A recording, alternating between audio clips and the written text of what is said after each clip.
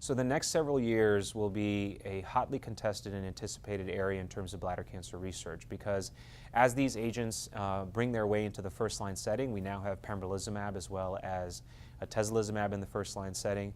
We will see that an increasing proportion of patients with advanced bladder cancer will be treated with single-agent immunotherapy.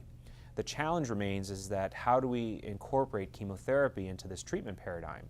What we do know is that chemotherapy does extend survival in the metastatic setting, in the first-line setting, specifically with cisplatin-based chemotherapy. We also know that up to 5 to 10% of patients can actually be cured with cisplatin-based chemotherapy. So I think it's too early to say that chemotherapy is going to be replaced. I think chemotherapy still has a strong role in advanced bladder cancer and will still be used. But the key questions that we have to test over the next several years is what proportion of patients, and which patients in particular, are those who need to be treated with chemotherapy. There are several trials that will address this question. Keynote 361 and IMvigor130 are both frontline randomized trials testing pembrolizumab and versus atezolizumab. So IMvigor130 is testing atezolizumab, whereas Keynote 361 is testing pembrolizumab. And in both trials, they are testing them in combination, single agent versus chemotherapy on its own. And these two trials will help definitively establish the role for single agent versus combination therapy with chemotherapy. Currently, there are several strategies in place for testing immunotherapy in the first-line setting. What stands out is the Danube study, which is testing single-agent durvalumab versus durvalumab in combination with tremelimumab versus standard of care chemotherapy.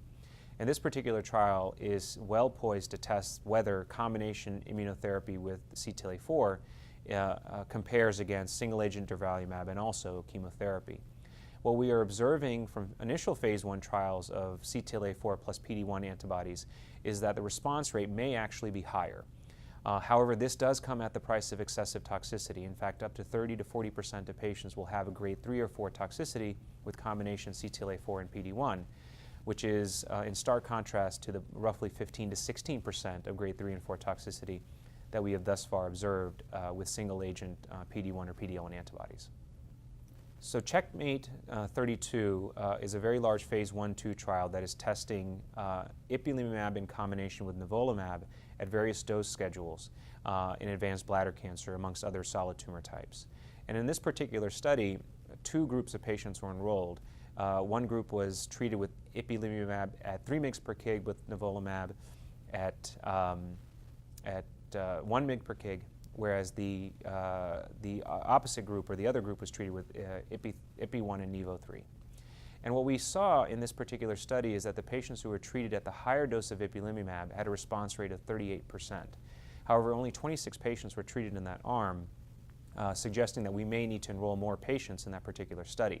However, the initial feeling is that the combination strategy of ipilimumab and nivolumab, which is a CTLA-4 and PD-1 antibody combination, may lead to higher responses. But of course, the challenge here is the toxicity with this combination therapy. So the combination of chemotherapy and immunotherapy is a challenging question. We are certainly learning from studies in advanced lung cancer now that pembrolizumab has recently been approved in combination with chemotherapy in non-small cell lung cancer. And so we need to test that question in the bladder cancer patient population as well. 2 studies are poised to test that question. Keynote 361 and IMvigor130 are both positioned to test that. Additionally, there are a number of investigator-initiated trials that are testing the combination of cisplatin-based chemotherapy in combination with immunotherapy to test whether chemotherapy, in particular certain agents, can actually induce an immune response that is then further propagated by the addition of checkpoint blockade. However, more time is needed, more data will need to be looked at to see really what the role is. Right. What I'm particularly excited about in the era of immunotherapy and combinations, not only for bladder cancer but a variety of solid tumors, is what existing drugs can we use to make immunotherapy work better. One of my personal areas of interest is combining immunotherapy in earlier lines of disease, and in fact, looking at immunotherapy in patients who have localized muscle-invasive bladder cancer. Some of our patients who have muscle-invasive bladder cancer are not candidates for surgery, and we commonly treat them with chemotherapy and we commonly treat them with radiation and low-dose chemotherapy. We know that radiation can be immunogenic, and one of my trials is testing whether we can add immune checkpoint blockade to chemotherapy and radiation to improve the percentage of patients who are cured with that combination approach and those who have muscle-invasive bladder cancer. Additionally, we're looking at the combination of VEGF-targeted drugs in combination with checkpoint blockade because we know that VEGF, which stands for vascular endothelial growth factor, can be highly immunosuppressive in the immune microenvironment of the tumor, and that if we lift that immunosuppression, that might help in making immune checkpoint blockade work better. And lastly, another exciting combination that I'm interested in seeing is the combination of immune checkpoint blockade with IDO inhibitors, which appear to be well tolerated and efficacious in advanced melanoma, and we're testing those combinations now in advanced bladder cancer as well. The choice of chemotherapy versus immunotherapy remains a challenging one, and today we do not have a good way of deciding which patients should be treated with chemotherapy first versus immunotherapy first.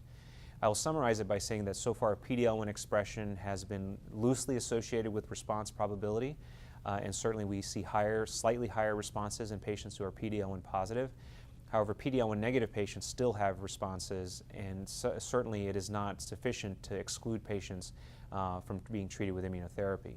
In my personal experience, what I feel is that patients who have a high volume of disease burden, who may be symptomatic from their disease and may have low PD-L1 expression, these are the patients who may be best treated with chemotherapy first to get their treatment or their disease under control and follow that by immunotherapy.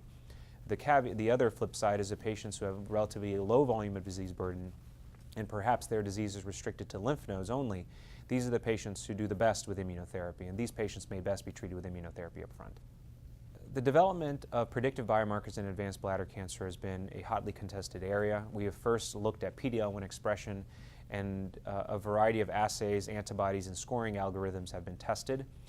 Essentially, the summary of the data shows that higher PD-L1 levels do correlate with response probability, but however, patients who have low levels and even absent levels of PD-L1 expression still do respond.